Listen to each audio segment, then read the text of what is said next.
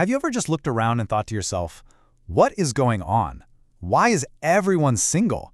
It really feels like something fundamental has just completely shifted in the way we find partners. So let's get into it, because the data tells a fascinating story, one that's been building for decades, but has just hit warp speed. Let's just start with one number that kind of sets the whole stage. In 2023, a full 50%. Yep, that's 1 out of every 2 American men between 25 and 34 were single.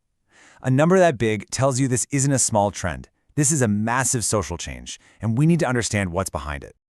All right, so here's our game plan. First, we're going to look at the long-term rise of what we're calling Generation Single. Then, we'll talk about the recent events that basically threw gasoline on the fire. After that, we'll dive into how digital dating changed the game and the huge social reshuffle happening underneath it all. And finally, we'll get into the ripple effects and what this all means for our unwritten future. Okay, first up, the rise of Generation Single. And we're calling this a quiet revolution for a reason. It's a revolution because the change is enormous, but it's quiet because it has been slowly, steadily creeping up on us for a very long time.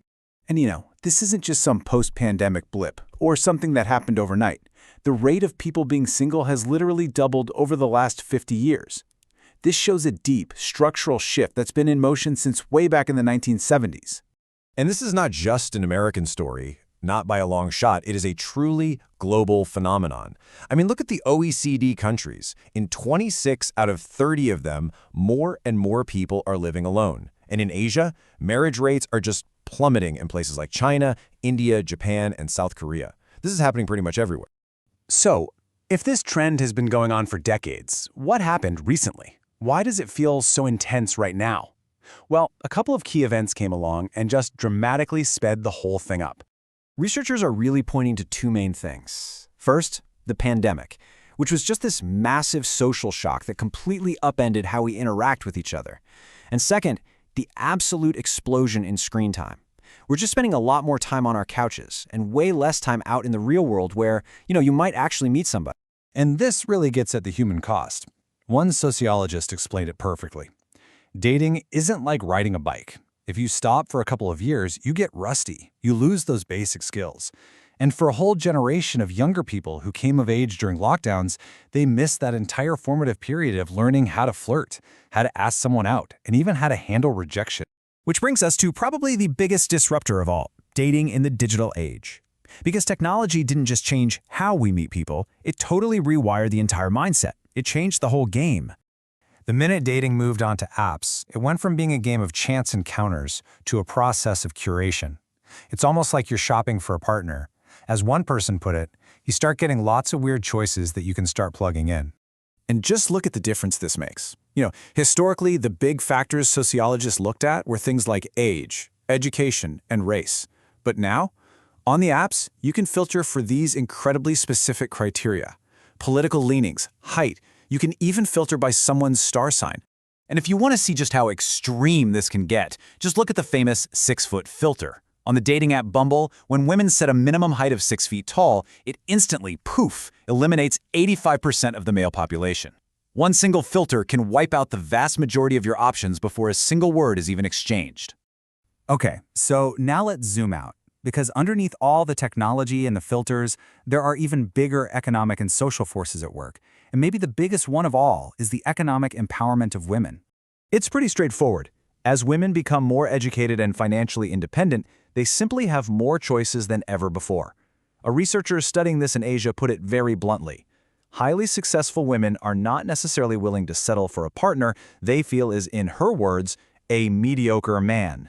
So what this dynamic does is it creates 2 very distinct and growing groups of people who are disproportionately single. On one side, you have these highly educated, financially independent women, often in cities, and on the other side, you have low-educated men, often in more rural areas, who have far fewer local options. It's a huge societal mismatch. So, what's the upshot of all this? Let's talk about the ripple effects, the real-world consequences of this trend, both for us as individuals and for society as a whole. Now, here's something that might surprise you. There's this popular idea out there that everyone's choosing to be single, but the data, it tells a completely different story. Survey after survey shows that somewhere between 60 and 70% of single people would actually rather be in a relationship. And this creates 2 vastly different ways of experiencing single life. For those who are voluntarily single, they often report feeling happy, enjoying their freedom, focusing on their careers. But for that huge group of involuntarily single people, the experience is often defined by despair, loneliness, and a real deep unhappiness. This reality has also given rise to a very specific online subculture that you've probably heard of: incels, which is short for involuntary celibates. This term mostly refers to men who feel totally locked out of the dating world and have formed these vocal and often very angry online communities around that shared frustration. And the impacts go way beyond just individual happiness. At a huge societal level, more single people means you need more housing for single people, which puts a strain on housing markets. It puts even more downward pressure on fertility rates, which are already falling. And all of this forces governments to completely rethink their spending and priorities.